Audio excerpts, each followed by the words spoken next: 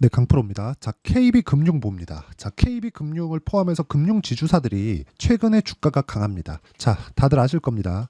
1월 말에 밸류업 프로그램에 대해서 정부 단에서 발표를 했죠. 근데 지금 지나와서 보니까 총선전이 아니었느냐, 좀 그런 얘기들이 나오고 있는데 저도 그렇게 생각이 듭니다. 그 뒤에 뭐 별다른 내용도 없었고 뭐 특별하게 오히려 실명 매물만 나오고 있는 그런 상황이에요. 그런데 거기서 주목을 받았었던 두 가지가 있습니다. 현대차, 기아차, 그리고 금융지주사. 이 두 가지가 가장 많이 주목을 받았었던 것 같아요. 왜?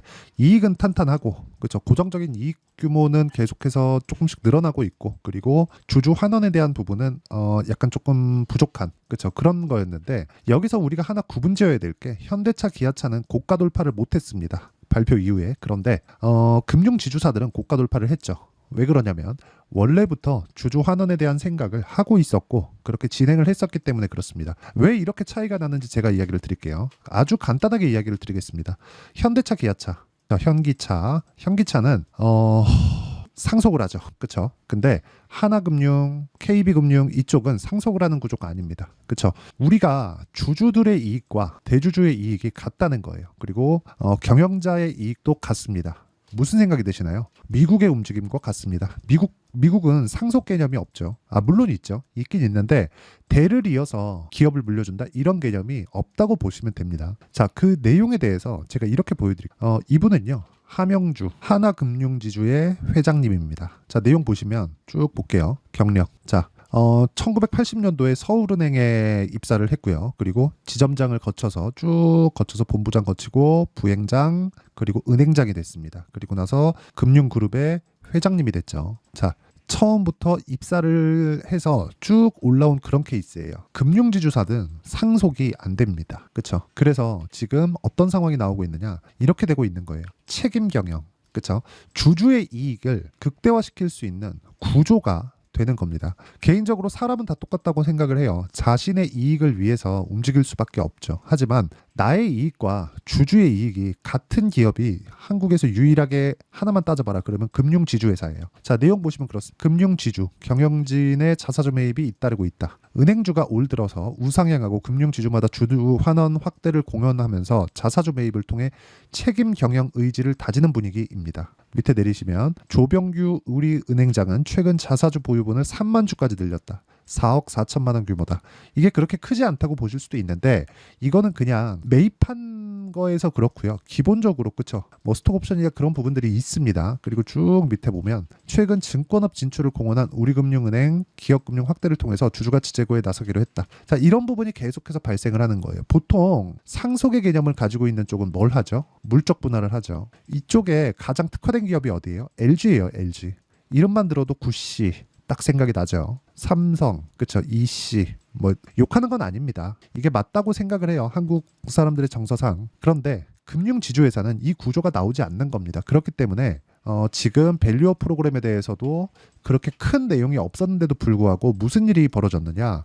원래 잘했다. 그런 부분을 자사주 매입과 함께 배당을 계속적으로 확대를 시켜가고 있습니다. 5%대 배당을 유지하고 있죠. 자, 지금은 금리가 높기 때문에 배당이 높은 거 아닌가요? 그렇게 보실 것 같은데 보세요. 5.6%죠. 근데 22년도에는 배당이 오히려 6%에서 5%대로 감소했어요. 그렇죠? 그러면 이걸 보면 뭐가 생각이 드나요? 22년보다 23년도 금리가 더 높죠. 그렇죠? 그러면 금리가 낮아지는 구간에서는 대출이 확대되기 때문에 이익이 늘어날 수 있는 구조가 되고요. 이 상황에서 자사주 매입, 더 나아가서 소각까지 진행을 했을 때는 주가는 추가적으로 강세 구간에 접어들 수 있습니다. 뭔가 좀 규제 산업이라고 해서 약간 조금 뒷전으로 생각하고 있었는데 지금은 체질적인 변화가 있습니다. 그러지 않았다면 주가가 이런 식으로 그쵸 신고가를 돌파하지 못했을 겁니다. 자, 2009년도에도 가격대는 6만 원대였고요. 지금은 8만 원대입니다. 근데 6만 원대를 다시 돌파한 게 거의 한 8년 그 정도 만이에요. 근데 또 빠졌고요.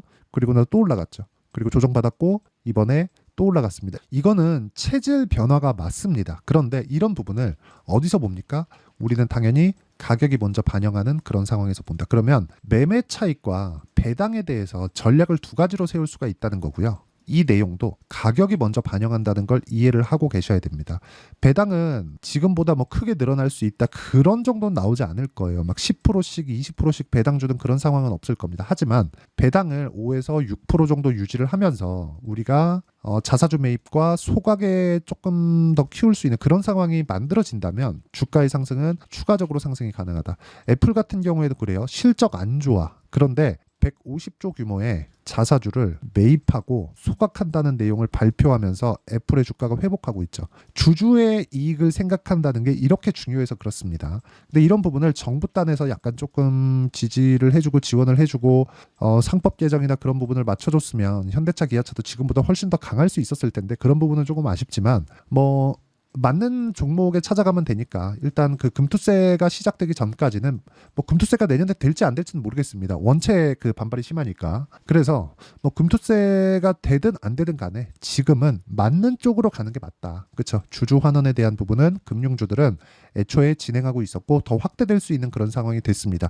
왜 그런지에 대해서는 구조적으로 그런 구조를 갖추고 있다고 이야기를 드렸죠. 그래서 이 내용에 대해서 우리가 알아야 되는 부분은요. 가격이 먼저 반영한다는 것. 무조건. 그렇죠? 배당이 늘어나. 그러면 배당만큼 주가가 덜 올라야 되는 게 사실입니다. 왜 그런지 아십니까? 연말에 배당락 했을 때 그 배당락 지수 빠집니다. 왜? 기업에서 자금이 빠져나가니까 그만큼의 밸류에이션 조정을 거치는 거예요. 그래서 배당락일이라고 연말에 있죠. 근데 배당락일을 3개월마다 분기마다 합니다. 그렇죠? 분기마다 했는데도 불구하고 그렇죠? 자금을 계속해서 주주들한테 나눠주는데도 불구하고 주가는 올라가는 그런 상황이 나오고 있다. 이 구간에서 우리가 타점을 잡는 게 중요하다는 겁니다. 그 타점에 대한 이해, 그 원리부터 이야기를 드리면 자 여기 KB금융의 단기 그리고 배당 전략입니다. 배당은 연간 5에서 6% 정도가 꾸준하게 진행될 걸로 예상이 되고요. 단기적으로는 차익을 얻기 위한 그쵸 가격 전략에 대해서 이해를 하는 겁니다. 단기 전략은 원래 저는 2주 기간으로 잡는데 금융주는 짧으면 2주 길면 3개월까지 보면서 배당까지 함께 공략하는 그런 전략이 필요한 때고요. 그리고 이 내용은 철저하게 구조가 그렇게 짜여져 있기 때문에 그렇고 시세 구조는 무조건 단기 가격에 맞춰서 움직인다는 걸 알고 계셔야 됩니다. 눌렸을 때 그쵸 조정 없는 주식은 없기 때문에 눌렸을 때 내가 어떻게 처리를 해야 되는지 그 내용까지 제가 이해를 시켜드리도록 할 테니까 KB금융 그쵸 단기 배당 전략 딱 받아가서 다 공부하시고요. 무엇보다 KB금융의 실시간 타점 얼마에 매수해서 내가 조정 구간에 어떻게 잡아야 되는지 그 내용에 대해서 그쵸 문자로 공유를 해드리도록 할 테니까 구독과 좋아요 눌러주시고요. 상단에 있는 전화번호로 KB 자 KB라고 문자 보내주시면 제가 KB금융의 단기 배당 전략과 함께 실시간 타점을 문자로 공유를 해드리도록 하겠습니다. 자 그러면 제가 이야기를 드리는 핵심적인 사항은 그거예요. 주가는 미래 가치를 반영한다. 가격이. 그렇죠. 그러면 가격이 먼저 올라가는 상황이 나온다는 거죠. 배당을 주면서도 불구하고요. 이 내용에서 우리는 어느 타점에 의해서 잡아야 되는지 그 내용에 대해서 파악하는 게 중요한데 타점을 보여드리겠습니다. 자, 내용 한번 보시면 정확하게 최근에 전기 관련주가 강하죠. 올라가는 구간에서 내가 꾸준하게 매매를 하는 그런 상황이 만들어지고 있고요. 이 상황에 대해서 수익이 계속해서 발생을 하고 있습니다. 예를 들어서 그거예요.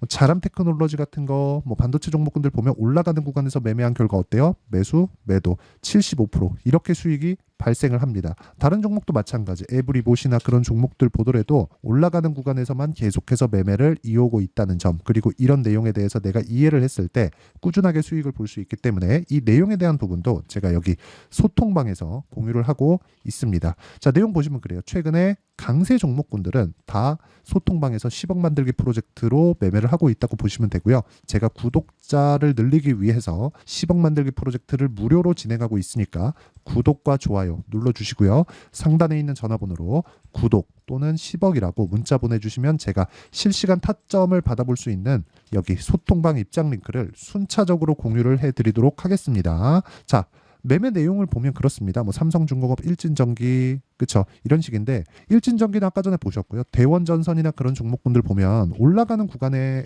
제가 계속해서 매매를 합니다. 근데 지금 KB금융 같은 경우에는 어때요? 올라가는 구간에 있는 종목군이다. 그래서 제가 보는 겁니다. 그리고 소통방에서도 계속해서 강세 종목, 즉 신고가 종목 내가 매매를 하면 주도주가 됩니다. 왜? 돈이 들어오는 쪽으로 공략을 하니까. 물론 시차의 차이는 어느 정도 있을 수 있지만 꾸준하게 내가 매매하는 구조, 즉 강세 종목군으로 내가 맞춰간다면 수익은 꾸준하게 발생할 수 있고, 그 내용에 대한 부분을 소통방에서 무료로 공유하고 있으니까 상단에 있는 전화번호로 구독 또는 10억이라고 문자 보내주시면 제가 소통방 입장 링크를 순차적으로 공유를 해드리도록 하겠습니다. 자, 그러면 제가 왜 신고가 종목을 하고, 그리고 배당을 왜 지금 강한 쪽으로 가야 되는지, 그 내용에 대해서 이야기를 드렸는데, 이 내용에 대해서 파악을 했을 때 어느 정도까지 성과를 낼 수 있는지, 그리고 이 종목군들에 대한 분류를 어떻게 해야 되고 앞으로 어떤 종목을 잡아야 되는지, 그 내용에 대해서도 제가 다 이해를 시켜드리도록 할 테니까 영상 끝까지 시청하시고요. 모든 분들이 성공 투자하셨으면 참 좋겠습니다.